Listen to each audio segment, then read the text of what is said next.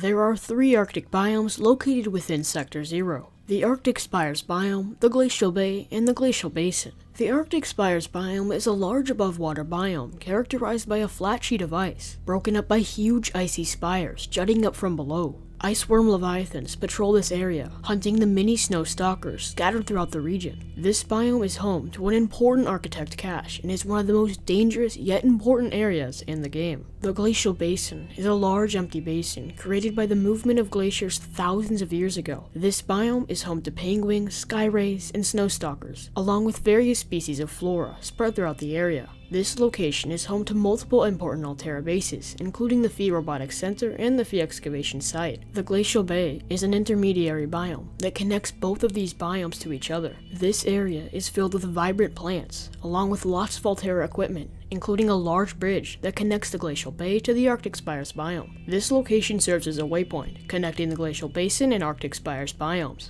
At first, it may seem odd that the Ice Worm Leviathan, an extremely aggressive leviathan-class organism that is capable of burrowing beneath the ice and ambushing its prey, only resides within the Arctic Spires biome, feeding off the scarce supply of snow stalkers within that region. If we look at the Glacial Basin and Glacial Bay biomes, which have many sources of food for the ice worm, including a large population of snow stalkers, at first it may not make sense that the Ice Worm Leviathans don't live within these regions as well. Why wouldn't these creatures venture into the Glacial Bay and Glacial Basin biomes? These biomes are teeming with life. Well, the answer is simple, but it's also kind of complicated. The answer has to do with how the ice worms burrow through the ice. The ice worm possesses a large spike that is heated by an exothermic chemical reaction, caused by raw alkali metals reacting violently with water. When the horn comes in contact with ice, this chemical reaction causes the spike to heat up, giving the creature the ability to tunnel through the ice and ambush its prey, drawn to the surface by vibrations above it. The ice worm needs large amounts of ice in order to tunnel. It does not possess the capabilities to travel through liquid water.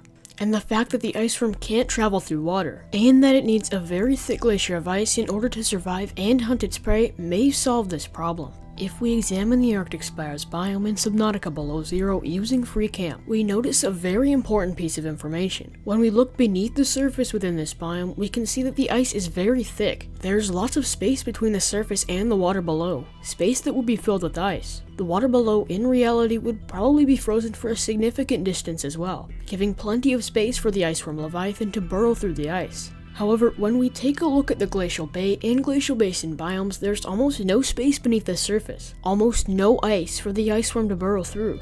In fact, the whole biome is basically made up of icebergs, floating on the water. That basically means there's no solid ice that this magnificent creature could burrow through in order to survive. The icebergs only protrude so far under the water, not very far at all. These icebergs, along with the thickness of the ice, prevents these creatures from inhabiting these areas. But here we run into another small problem. Like we talked about in the Arctic Spires biome, the water we see under the surface may be frozen for a certain distance, along with the ice on top of it. In real life, we can see this happening within the Arctic Circle as well as within Antarctica. However, salt water freezes at a lower temperature than fresh water due to the salt within the compound. These salt molecules displace the water molecules, leading to a lower freezing point. So in Subnautica, we can assume that a similar thing that happens in real life would happen as well. We can assume that a significant portion of the surface of the water would be frozen in these biomes, assuming the oceans in Subnautica are saltwater and the temperature is cold enough, of course.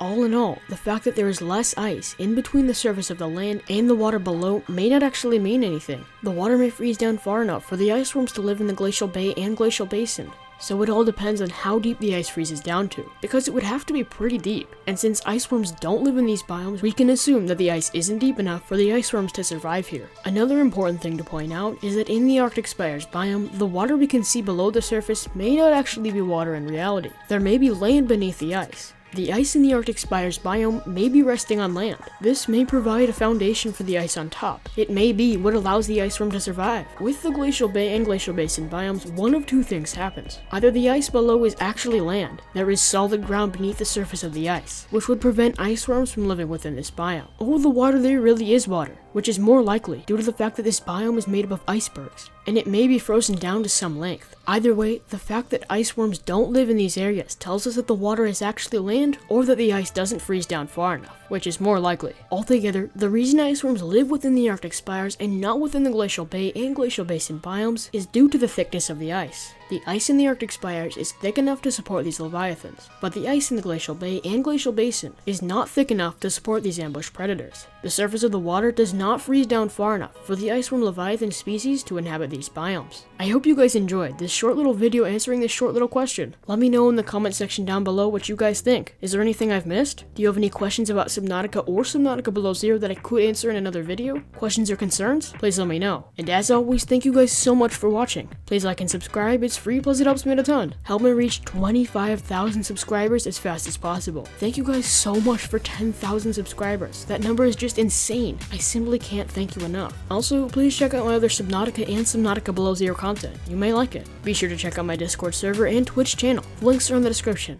If you want to be awesome, please support me on Patreon. Thanks to my patrons, Sir Lord Mister and King Nocho. Become a patron and support today. The link to my Patreon is in the description as well. And I will see you guys in the next video.